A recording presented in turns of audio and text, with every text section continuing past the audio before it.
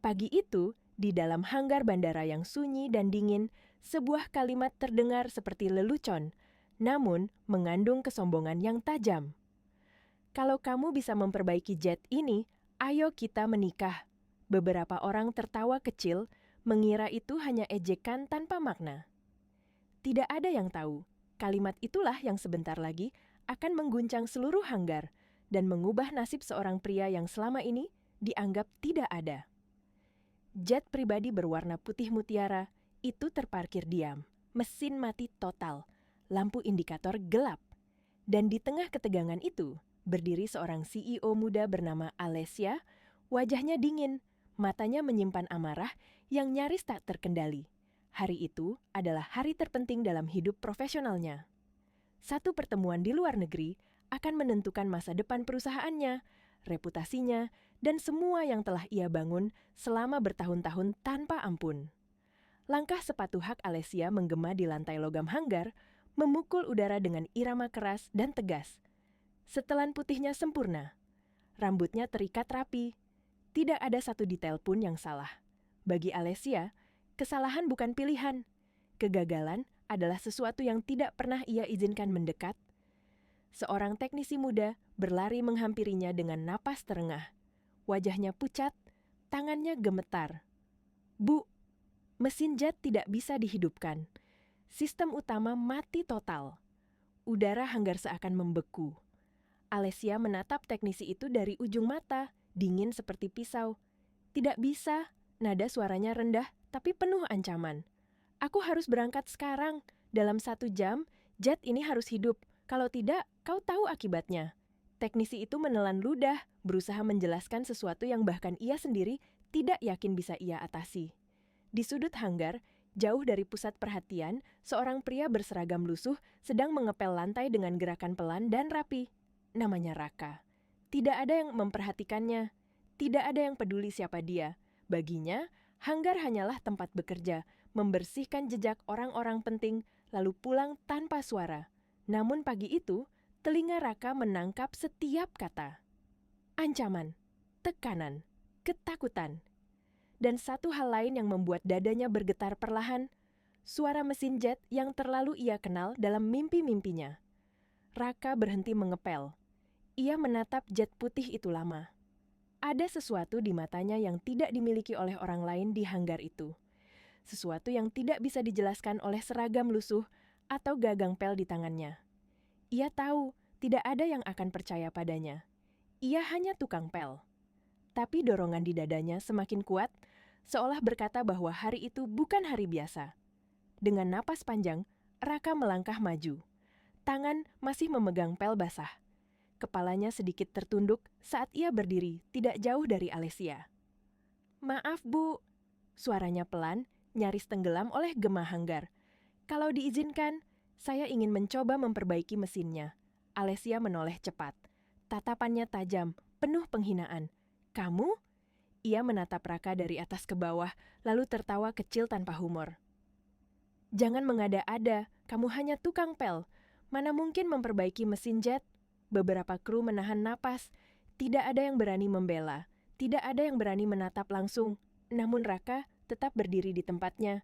Dadanya berdebar kencang. Tangannya gemetar, tapi suaranya tidak menghilang. "Saya memang tukang pel, Bu. Tapi saya mengerti mesin." Kalimat sederhana itu menggantung di udara, dan tanpa disadari siapapun, pagi itu, takdir mulai bergeser perlahan. Alessia menatap Raka lebih lama kali ini. Bukan karena percaya, melainkan karena tersinggung oleh keberanian seorang tukang pel yang berani bicara di hadapannya. Ia melangkah mendekat, suara sepatu haknya menggema keras di lantai hanggar. Berhenti tepat di depan wajah Raka yang tertunduk. "Kalau begitu," katanya dingin, "kalau kamu berhasil menghidupkan jet ini, aku angkat kamu jadi mekanik. Tapi kalau gagal, kamu pergi dari sini hari ini juga." Kata-kata itu jatuh berat di dada Raka, bukan karena takut kehilangan pekerjaan, melainkan karena ia tahu kesempatan seperti ini mungkin hanya datang sekali seumur hidup.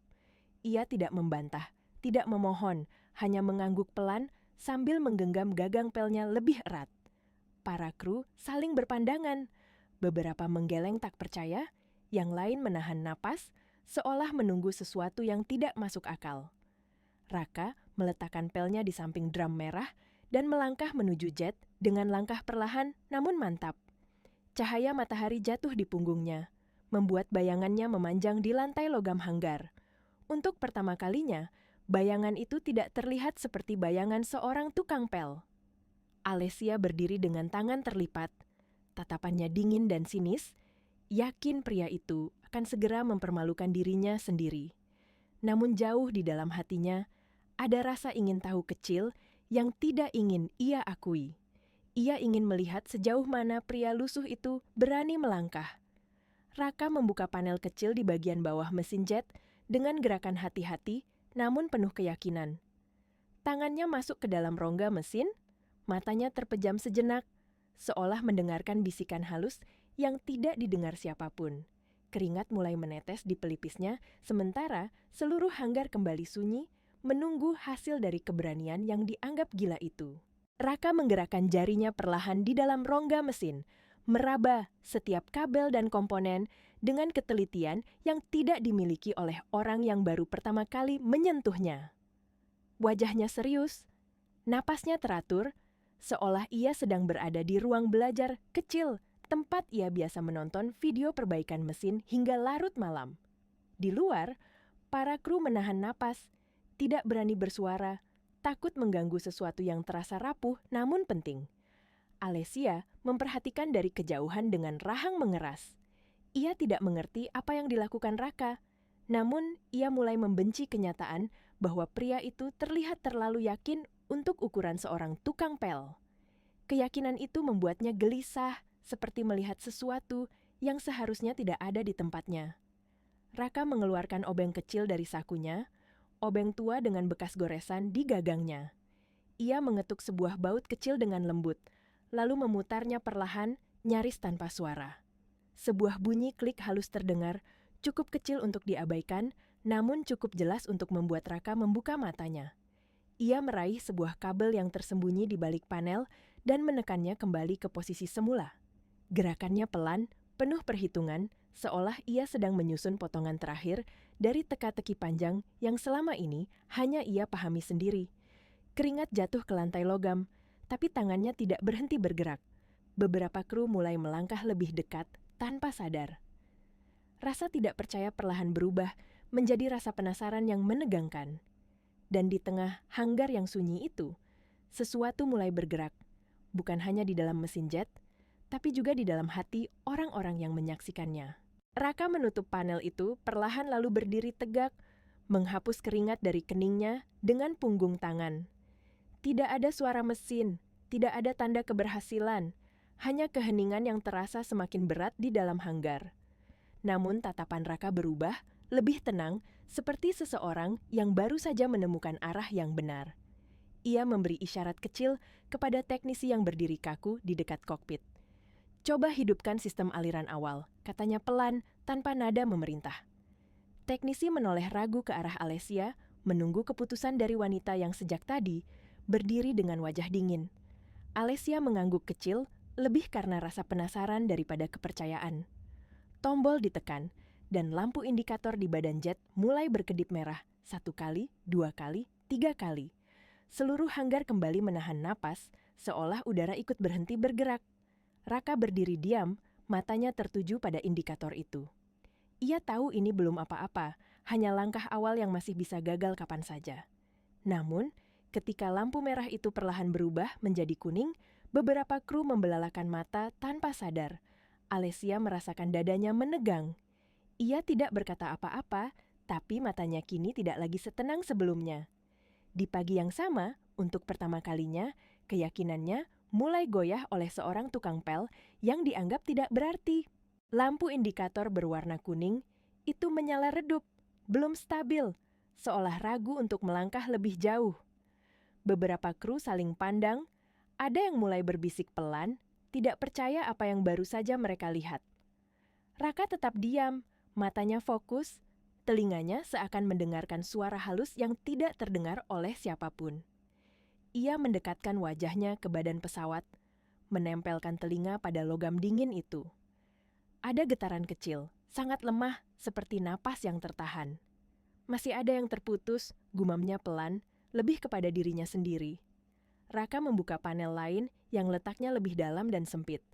Tangannya masuk dengan hati-hati, meraba katup kecil dan jalur udara yang saling bersilangan.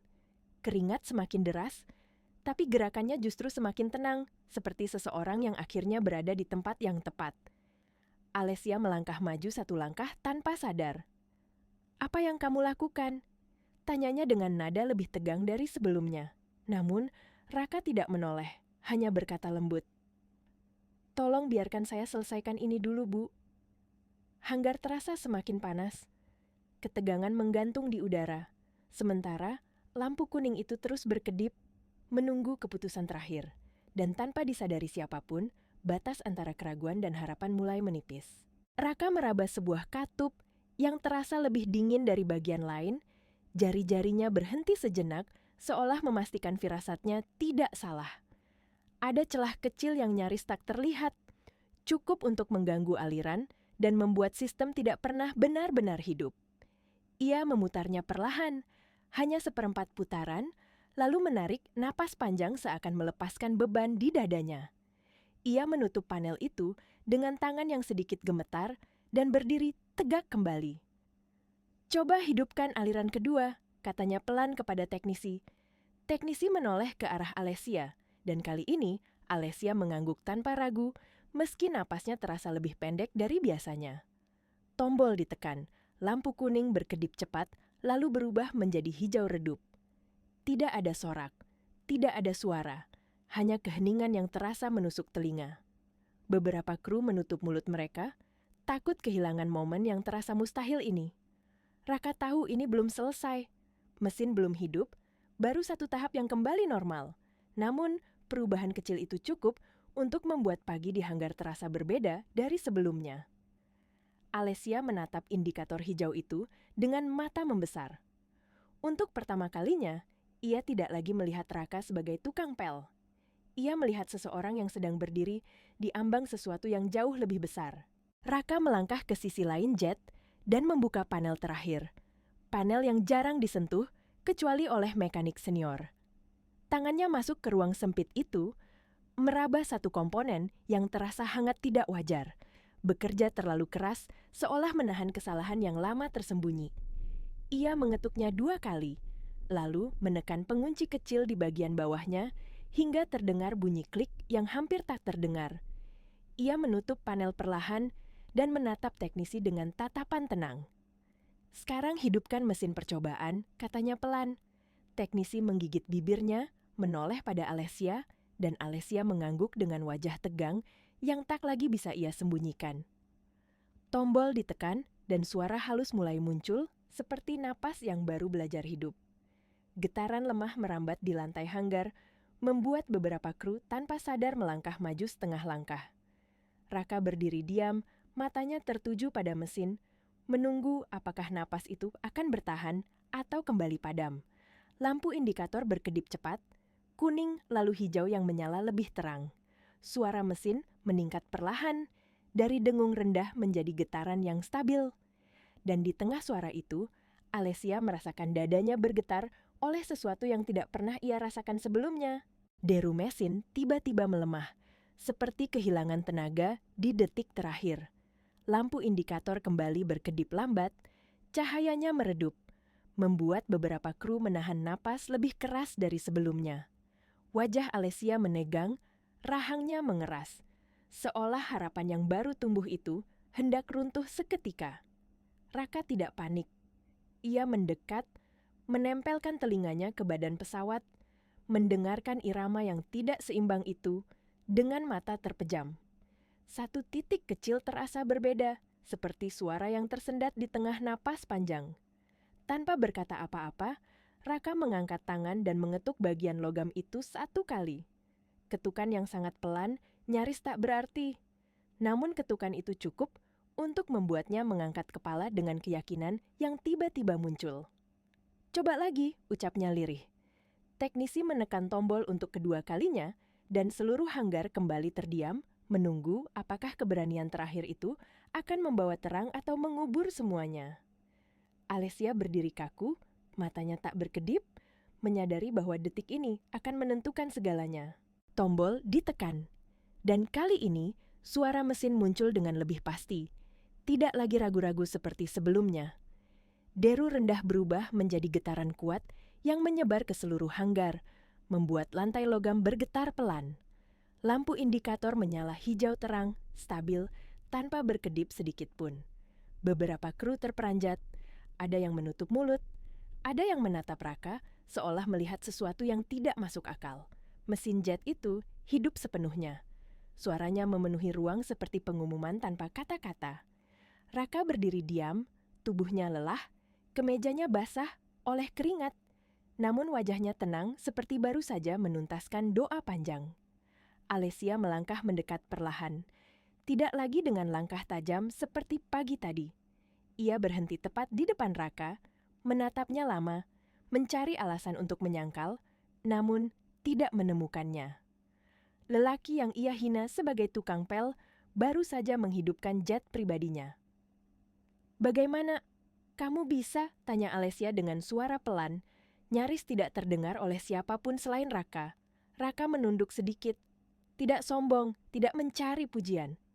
"Saya hanya mengingat apa yang saya pelajari, Bu," jawabnya sederhana. Hanggar yang tadi penuh tekanan kini terasa berbeda, lebih ringan, lebih hangat. Di mata Alessia, sesuatu runtuh perlahan, bukan mesin, melainkan kesombongannya sendiri. Dan pagi itu, semua orang tahu, Raka tidak hanya menyalakan mesin jet, ia menyalakan masa depannya.